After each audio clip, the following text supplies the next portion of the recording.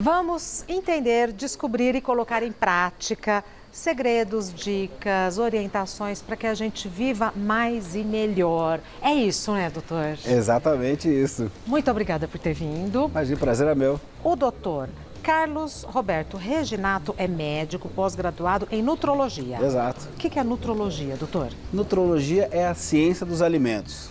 Existe uma divisão na área médica, médicos estudam nutrologia, e existe também as nutricionistas, né, que é um outro campo de estudo. Boa. Mas não na área médica. Os dois são fiéis ao estudo dos alimentos, como que os alimentos interagem com o nosso corpo e como nós podemos produzir uma vida saudável através dos alimentos e da nutrição.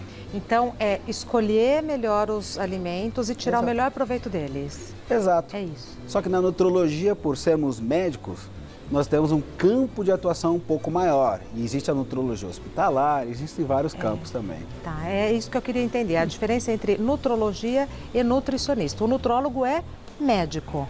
Por obrigação, você só pode ser nutrólogo se você for médico. É uma especialidade da medicina. Sim, existe a pós-graduação em nutrologia, né, pela Sociedade Brasileira de Nutrologia, entre outras também que estão oferecendo atualmente. Mas sim, é focado só exclusivamente para a médica. Tá. Temos uns alimentos aqui, vamos falar deles agora ou depois? Fica à vontade. Ah, então eu já quero saber. Vamos lá. Estou vendo coisas muito interessantes, doutor. Vamos lá. Vamos começar por onde? Vamos começar pelo que a gente já sabe. Sim. As frutas. Ótimo. O que podemos falar das frutas, doutor? Ó, primeira grande questão. Todo mundo fala, fruta é saudável, fruta não é saudável. Em que momento que a fruta começa a ser um problema? Fruta sempre é saudável, desde que você coma uma diversidade de frutas e coma porções durante o dia.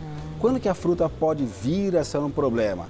Ah, se eu fizer uma dieta exclusiva de frutas, que nem eu já escutei como médico, doutor, eu estou emagrecendo porque eu estou comendo só fruta o dia inteiro. Isso é um erro nutricional. Aí realmente a fruta começa a te prejudicar. Não pela fruta em si, mas pela falta do restante que está tendo no seu dia. Tá. Carboidratos, massas? Ótimo. Vilão ou mocinho, né? Exatamente, Existe doutor. aquela briga. Será que eu emagreço, por exemplo, comendo massa? Faz mal, engorda? Isso é uma recorrência no consultório. Massa não faz mal para ninguém, massa não engorda ninguém. Boa. O que faz mal? O excesso, por exemplo, de massas, somados aqui a sua 24 horas do seu dia. Por exemplo, você teve um dia estressante, você tem um trabalho muito puxado, você tem seus problemas pessoais, a alimentação no dia a dia também você não segue um conselho profissional, às vezes um desequilíbrio metabólico, faz tempo que você não conversa com o seu médico, hormônios, vitaminas, minerais. Junta tudo isso, mais um excesso do carboidrato, aí o macarrão virou um vilão, por exemplo. Mas ele está levando a culpa pelo pacote todo. Exatamente. Então, ele se transformou no grande vilão de um momento onde você está se nutrindo do macarrão e fala, olha, o macarrão faz mal, ou a pizza, seja o que for. Não, Tá. O que faz mal é realmente o excesso junto de uma série de problemas que você cultiva na sua 24 horas. Perfeito. Temos umas coisas coloridas, um sorvete muito bonito, um bolo muito colorido. Então, os doces, ele vem sempre como um vilão. Doce, ele vem sempre como um vilão, no bate-papo informal do dia a dia. O doce engorda, o doce faz mal. Bom, vamos abrir aqui um grande parênteses para você que está em casa e quer saber do doce.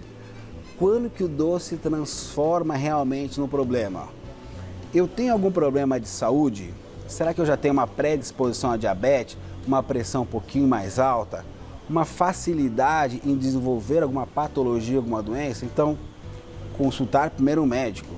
Aí eu vou saber qual é a porção de doce que eu posso comer, você está em casa, eu posso comer doce. E qual é a porção? A terceira questão é, qual é o momento? Às vezes, para você comer um docinho depois do almoço, não vai te fazer mal. Às vezes, você comer ele à noite não é tão legal. Agora que eu entendi. Então, assim, a gente coloca o doce sempre como vilão, mas também não é assim. Não é assim. Ah, Exatamente. Tá, doutor. Aí, vamos pegar. Qual que é o doce? É um sorvete? Ah, qual que é a porção, em qual momento? Para você, qual que é o estilo de vida? Como é que está o seu corpo hoje, sua saúde? Você tem que conversar com o seu médico. Para encaixar. Encaixar. Qual que é a porção de sorvete? Qual que é o momento que eu posso ingerir esse alimento e ele realmente não me causar danos? Ô, doutor, então é uma outra relação com a alimentação, né? Lógico, nós temos que ter uma relação com o alimento. De paz. De paz. Entendendo que primeiro vem você, o seu metabolismo. Como é que você está por dentro hoje? Você já consultou o médico? Viu hormônios, vitaminas, minerais, enzimas, que são os ortomoleculares, que são as pecinhas que formam o nosso corpo. Será que está tudo bem ou tem alguma coisa com algum probleminha? Por exemplo, se você tiver uma pequena curva de glicemia que não esteja muito boa, por diversos motivos, hormonais, estresse, um monte de coisa altera a glicemia. Aí você vai lá e toma um sorvetinho, principalmente à noite. Pronto. Por quê? Você não vai ter tempo de gastar a energia do sorvete, esse açúcar pode te fazer mal. E isso tudo vai impactar nos anos que eu vou viver e na maneira como eu vou desfrutar dessa idade. Exato. Hoje o bate-papo é de longevidade. Se você quer ter longevidade, você tem que ter só duas coisas: equilíbrio e harmonia. Pronto. Vamos conversar sobre... Tem outros elementos aí à mesa, doutor. Tem, isso, vamos lá. Os outros elementos, como é que funcionam? Se a gente fosse dividir todos esses elementos que nós temos aqui, eu colocar aqui corpo, mente e energias. O que significa isso? São os três pilares que eu gosto de enxergar o meu paciente, o ser humano que está na minha frente. Eu não vejo ali um paciente, eu vejo um ser humano. E ali eu entendo que existe um corpo, mente e energias que tem que estar trabalhado em equilíbrio e harmonia. Perfeito. Já vamos retomar a nossa conversa. Que interessante, né? Os mais diversos mantos, assim. Mitos e verdades sobre longevidade com o doutor Reginato. Doutor, é mito ou verdade que... Vamos lá, falei, desculpa. Mito ou verdade que equilíbrio metabólico é essencial para o corpo envelhecer com saúde? Com certeza isso é verdade. Precisamos ter esse equilíbrio, porque através do equilíbrio a gente consegue percorrer os anos sem desenvolver problemas de saúde. Então, o equilíbrio é a primeira questão fundamental. É mito ou verdade que alimentos ricos em antioxidantes são excelentes para combater o envelhecimento? Ó, Gina, é excelente, realmente isso é uma verdade absoluta. Porque estresse, cansaço, uma alimentação ruim, tudo isso aumenta demais os radicais livres. E quem combate eles são os antioxidantes. Então, já que a gente não consegue mudar tanto o estilo de vida, vamos ingerir mais antioxidantes para gerar o equilíbrio. E onde eu encontro alimentos com antioxidantes? Em quais alimentos? Principalmente frutas, você vai achar bastante antioxidantes, e nos vegetais. Aí você vai estar totalmente coberta com tudo que você precisa de antioxidantes. Boa. É mito ou verdade que reposição hormonal pode ser necessária para a longevidade? Totalmente verdade. Por quê? A partir dos 30 anos, todo mundo tem uma diminuição normal, fisiológica, da quantidade dos hormônios. E isso pode impactar a sua saúde, seu bem-estar.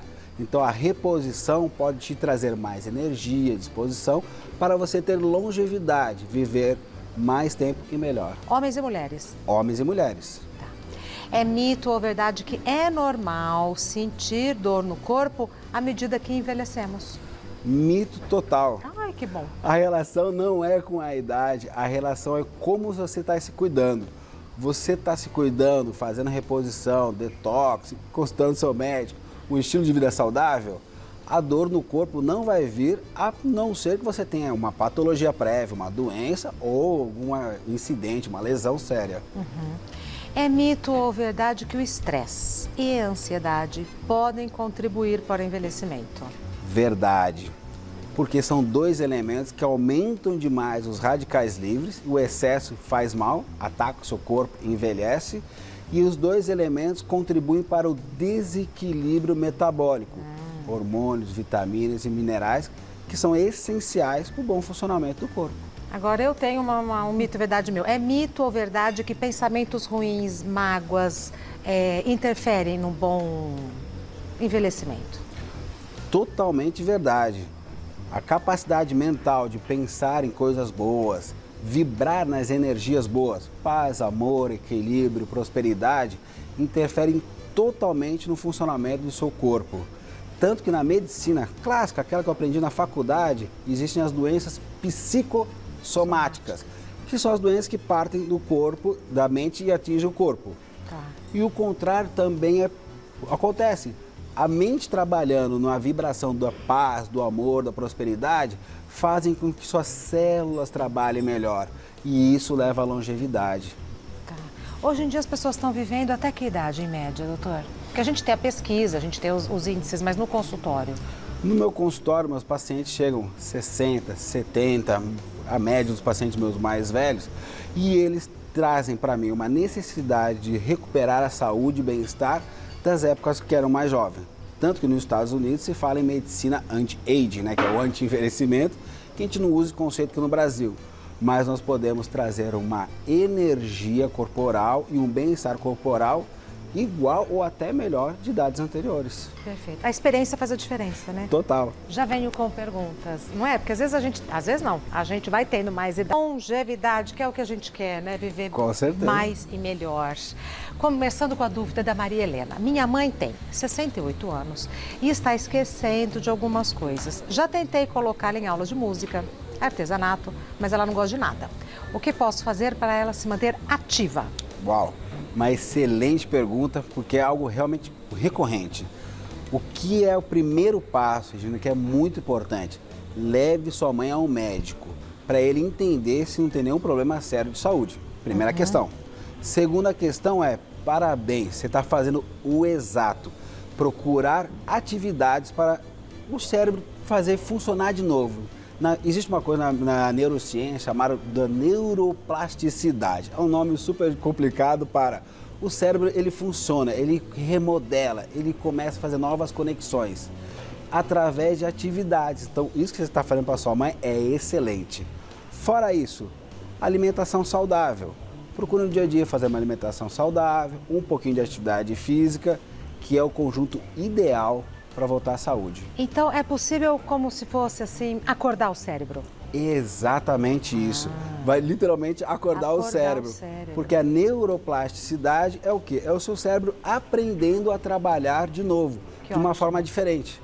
Por isso que se fala, quer melhorar a memória?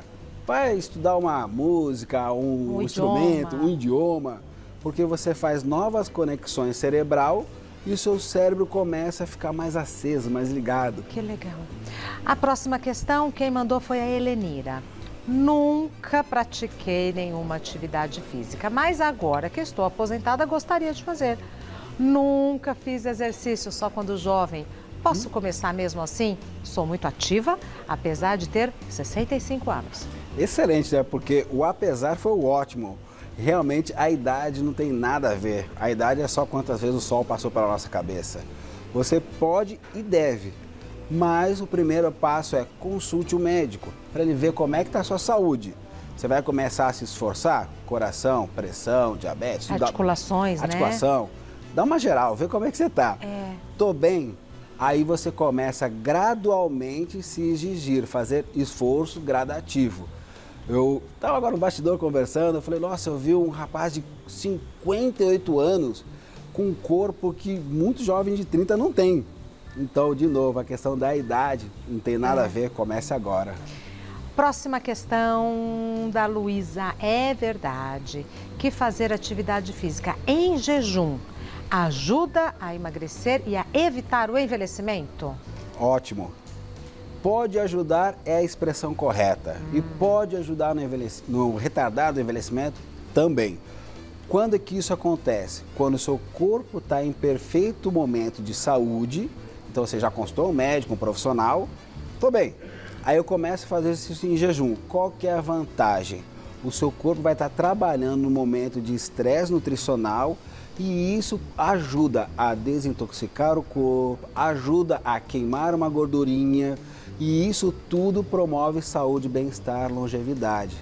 Então não é o jejum, é o momento que você pratica. Sabe que eu comecei a fazer atividade com orientação em jejum, eu me senti tão melhor.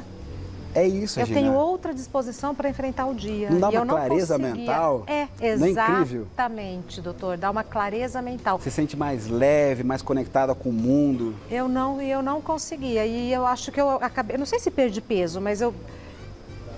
Acho que deu uma... Seu corpo mudou. Regina, eu vou te contar um segredo aqui. O jejum, ele é excelente para quem quer desintoxicar o corpo. É a primeira questão que eu falo para paciente em consultório, dá uma dica aqui de consultório. Se você quer desintoxicar, obviamente com acompanhamento profissional, por favor. Não é simplesmente ficar sem comer e tal, não, tem que ter um acompanhamento. Parar de comer é extremamente perigoso e faz mal. Exato. Jejum é uma técnica profissional. Exato. Aí você consegue otimizar processos naturais de desintoxicação que o corpo já tem. Você só vai colaborar. E também colabora com a queiminha de gordura para quem quer. De também quebra, de um quebra. ganho secundário. Dr. Carlos Roberto Reginato é médico pós-graduado em nutrologia. O Instagram do Dr. Carlos Roberto é muito simples. DR de doutor. DR Carlos Roberto Reginato, do jeito que a gente fala. DR Carlos Roberto Reginato. Muito obrigada por ter vindo. Prazer. Um assunto extenso que a gente começou a conversar hoje, né? Claro. Muito obrigada, até breve. Obrigado, querida. Até mais. Até. Cocada.